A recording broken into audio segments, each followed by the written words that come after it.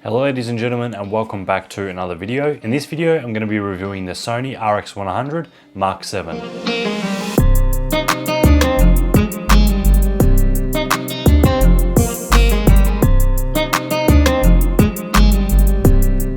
So this whole review is going to be filmed with the Sony RX100 VII. We're going to be filming in 4K. The only times that we're not going to be filming with this camera is when you actually see this camera. So I'll be shooting some little B-roll shots and things like that of the RX100 with my A7 III. The RX100 VII is the latest in Sony's lineup of compact point and shoot cameras. I'm not going to go into crazy detail on the specs of this camera because they're easy enough to find on the internet. But the RX100 VII is a 20.1 megapixel compact camera that is capable of shooting stunning 4K footage and incredible high resolution photos from its 1-inch sensor. One of the most well-regarded features of the Mark VII is its inheritance of Sony's incredible focus system from its larger cameras. This camera is like a mini A9 and even reminds me a lot of my A7 III. So in terms of compact cameras, before the RX100 VII, I owned the G7X Mark II, which is of course by Canon. The only things missing from that camera were it didn't shoot 4K and it didn't have a microphone jack. But other than that, I really liked that camera. It was one of my favorite cameras of all time. Please forgive me if I make a lot of comparisons with this camera and the Canon in this review.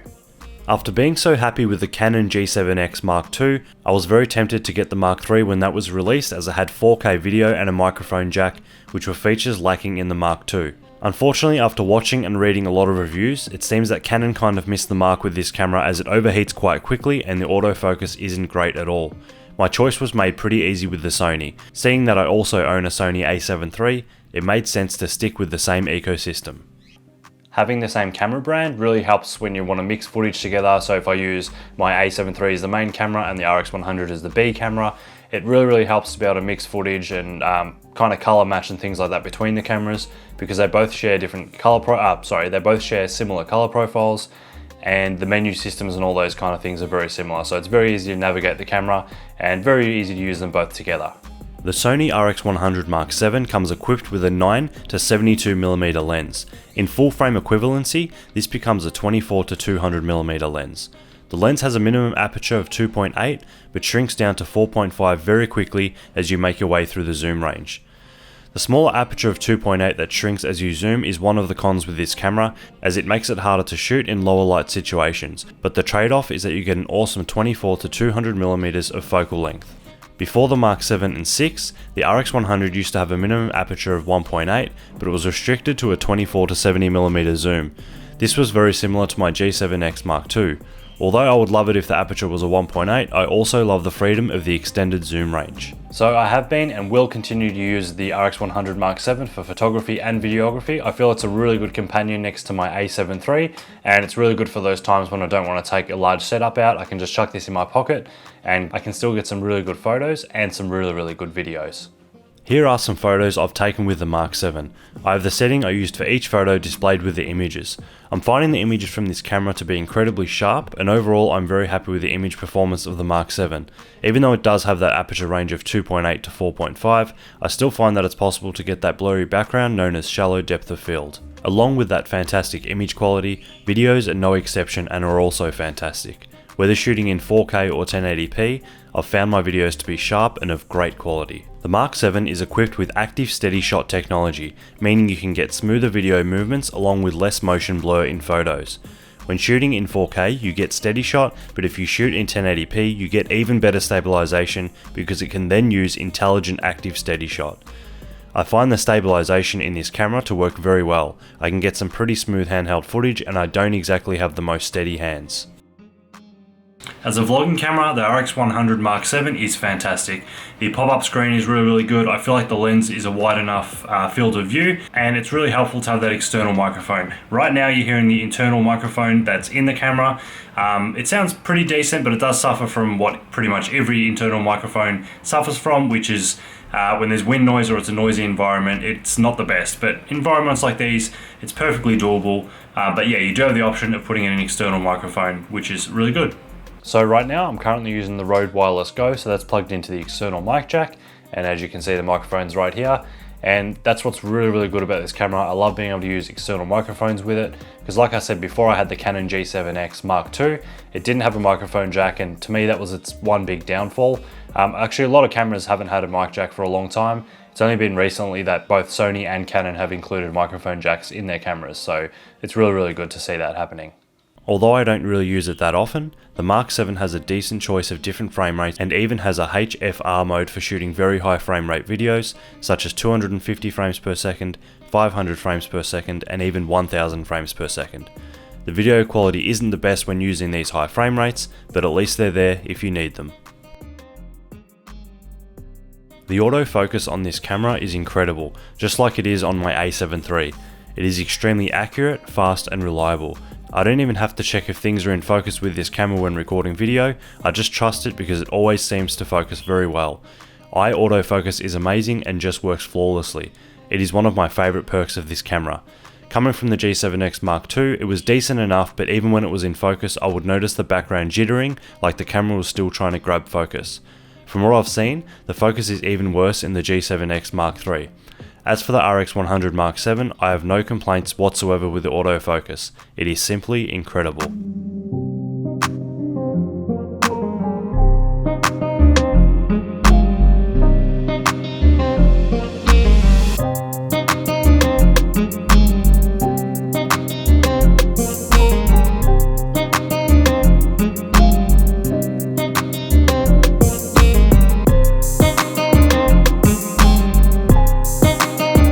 So now I want to go through a summary of some of the pros and cons that I've found with this camera, the Sony RX100, and some things that maybe I'd like to see different or change with the RX100 as well. So first on the list of pros, this camera has excellent image and video quality. I'm really, really happy with it overall. For the size of the camera and all that stuff, I just think it's amazing. It does the job really, really well. It can shoot very, very fast burst photos with no blackout, which means when you're taking photos, a lot of cameras you'll see the screen flashing black in between photos.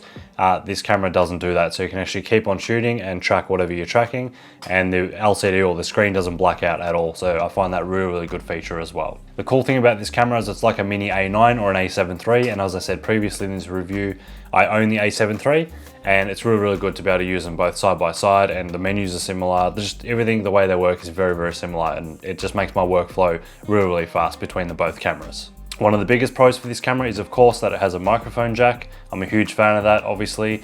Sometimes when you get a little bit far away from cameras, when they've got internal microphones, they don't work the best, or if you're in noisy environments and things like that, they're not the best. So being able to use an external microphone is absolutely awesome, especially with something like the Rode Wireless Go, where I can pretty much be wherever I want in frame of the camera and the audio will still be good. So another one of my favorite features on this camera, I think the electronic viewfinder is awesome. It helps when the light's really, really bright and you can't see the back of the screen very well. It also helps you just get a closer look to see if you're in focus and things like that. So I really, really like that pop-up viewfinder. I think that's awesome. And the quality of the viewfinder is really nice too. And another feature is something that I don't really use on any camera, but the pop-up flash on this is actually pretty decent. I've given it a few tests and it works quite well. I like the fact that you can angle it up and you can bounce it off the ceiling, which will give you a much better result than forward flashing something. So yeah, I'm glad they didn't get rid of the flash. The A7 III and the larger Sony cameras, a lot of them don't have flashes anymore, which is okay because professionals won't really ever use the flash on a camera. They'll use an off-camera flash, like a strobe or something like that. But the fact a compact camera like this has a flash, I think is really, really good. So another pro for this camera is I find the image stabilization for both photos and videos works very, very, very well.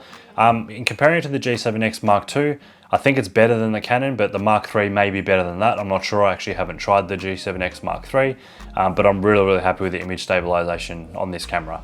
And the last pro for this camera, which for me is probably the biggest pro of all time, is the autofocus on this camera is absolutely incredible. It's very much like the A7 III. So the eye autofocus, it's just this camera, I trust it so much. It seems to always be in focus.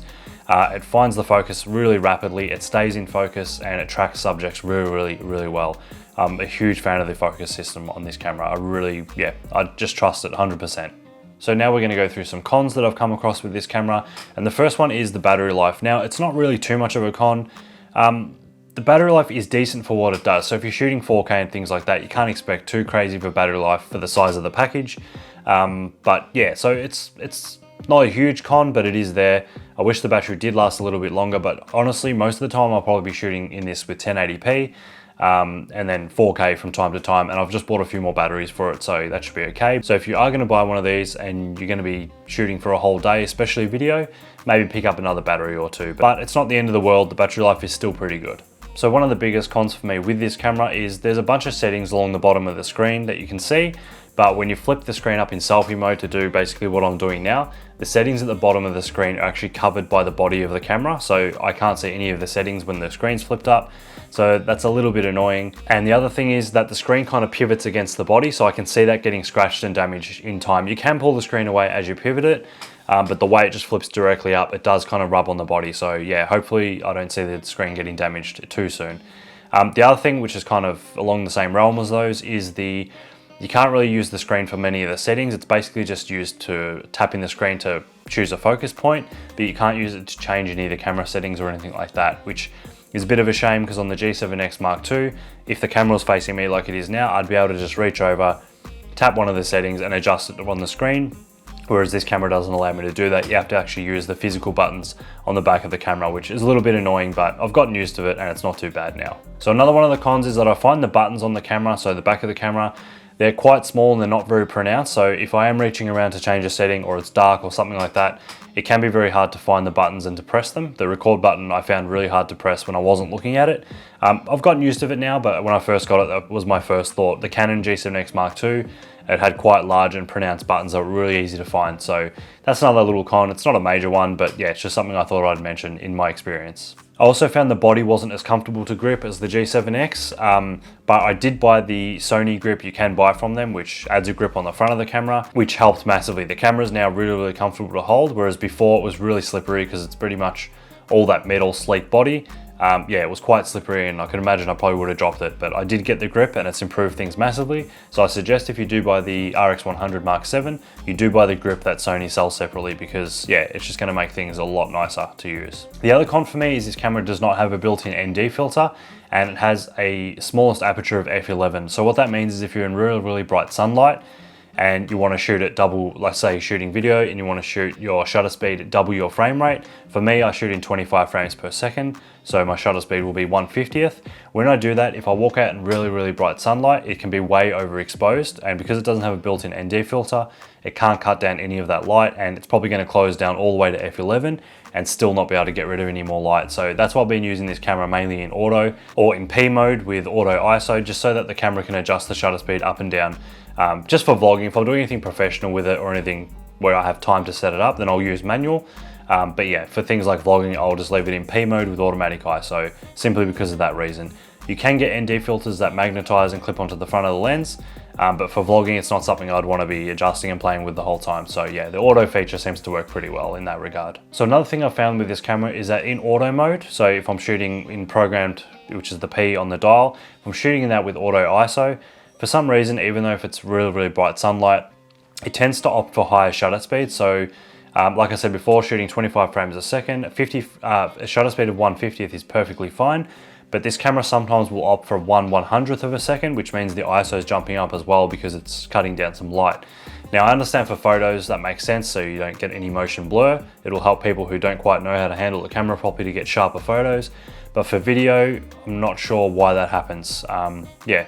For video, it should automatically default to double the frame rate if possible and just go faster if it needs to get rid of light. But I find even when the light's a bit low, it still likes to opt for the faster shutter speed.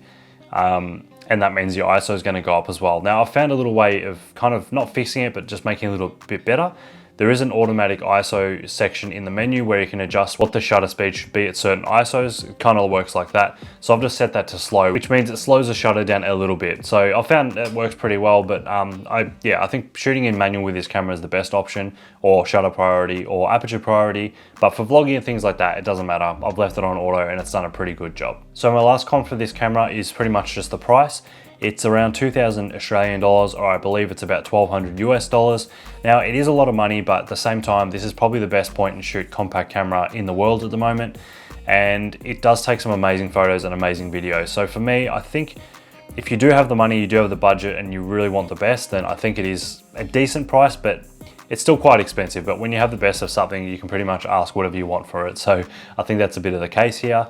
But yeah, it is very expensive, but for me, it is worth it if you do have the budget and you do want the best when it comes to video and photo quality from a compact camera. So now I'm just going to quickly talk about some things I'd love to have seen Sony do with this camera. First of all, I wish they offered two options. I wish they sold this one with like one of them maybe being a 24 to 70mm zoom range, but having the aperture of 1.8, and also then having this one with the 2.8 aperture and the 24 to 200mm zoom. I think it would have been good for people to choose either or. Then again, it may have made things hard because I don't know which one I would have gone with. I really love the extra focal length, but at the same time, I also love shooting in lower light, and the 1.8 would have come in really handy. But you know what, even if I had the choice, I probably still would have picked this, because there's a lot of time when you're vlogging and you're out and about and you just can't get close enough to something. So yeah, I think for me, I would have chosen the zoom anyway, but it would have been cool to see a second option or something you could choose from basically. The next thing is, I think that Sony should include that hand grip with the camera, and it shouldn't be a separate accessory. Yeah, I don't know why they don't include it. They've been making the RX100 for quite a while now, so I have read a lot of reviews where people have kind of complained about the feeling of the body. It's not very nice in the hand, it can be slippery, whereas the hand grip to me kind of fixes all those things. So yeah, I'm not sure why Sony wouldn't actually just include it as part of the camera instead of a separate accessory. But yeah, if you do buy this camera, I highly recommend getting the hand grip, because it does, yeah, it's just worlds different from just without it. It's amazing. So another thing I'd like to see is the screen actually pivoting over the body of the camera rather than against it, because that'll help, like I said, with it rubbing on the screen and potentially damaging it. And also I'd like to be able to see those camera settings. So if the camera flipped up, sorry, if the screen flipped up and you'd be able to see the settings at the bottom, I think that'd be really good. I'd also like to see a bit more touchscreen interactivity, so maybe be able to change the settings by tapping the settings on the screen. I think those things will be really good if they do make a new one. Yeah, I'd love to see those kind of things introduced. I also think that the buttons should be larger and a little bit more pronounced on the back of the camera. They can be hard to press. The dial, the D-pad and things like that is okay, but it's more so the record button, the menu button and things like that. They're kind of sunken in pretty low and they're quite small, so even if they were a bit more pronounced, it would be better, but if they were bigger and more pronounced, I think it'd be a little bit more of a comfortable camera to use. And lastly, I think it'd be amazing to see this camera with a built-in ND filter. I believe earlier series of the RX100, possibly the 5 and earlier, I think they had built-in ND filters. Actually, maybe the RX100 VII, or 6, sorry. I'm not sure. I'm not sure if the 6 had an ND filter, but the 7 certainly doesn't. But yeah, I'd love to see an ND filter in these. Yeah, and that's the last of my suggestions that I'd love to see if they did make a version 8 or a Mark 8. I'd love to see those things introduced. But yeah, overall, I absolutely love the Mark 7. It's the best point and shoot compact camera I've ever used. At first, things were a little bit different to me, but that's because I came from the G7X Mark II. But yeah, once I got used to this camera, I absolutely loved it. The image quality, the video quality is fantastic. It can suffer in low light a little bit because of that 2.8 to 4.5 aperture. So as soon as you zoom in, you start losing light. But yeah, if you don't shoot in really dark environments and things like that, then it's perfectly fine. Great for outdoors, great for out and about, like I said. I love the fact it's got 24 to 200mm zoom, so you can basically get up close to anything you want. That works really well. And yeah, overall, absolutely in love with this camera. I highly recommend it if it is within your budget. I'm not sure how much the Mark III goes for, so I can't really compare them, but from what I've seen, the Mark III had some autofocus issues. I'm not sure if they've fixed those. But yeah, another thing I heard is that they overheat, whereas this, some people have mentioned overheating issues with the Sonys, but if you set the auto switch off temperature setting to high, then yeah, this is fine. I've recorded up to half an hour. And then my memory card was full at that point. But yeah, I've seen people get about an hour, I believe, out of this and still hasn't overheated. The battery's died or the SD card's filled up before the actual cameras got too hot. So yeah, so if you are in the market for an awesome compact camera, I highly recommend the Sony RX100 Mark VII. I've been really happy with it. And yeah, overall, it's an awesome camera. So that's about it. Hope you enjoy the review. Thanks very much for watching, and I'll see you guys soon.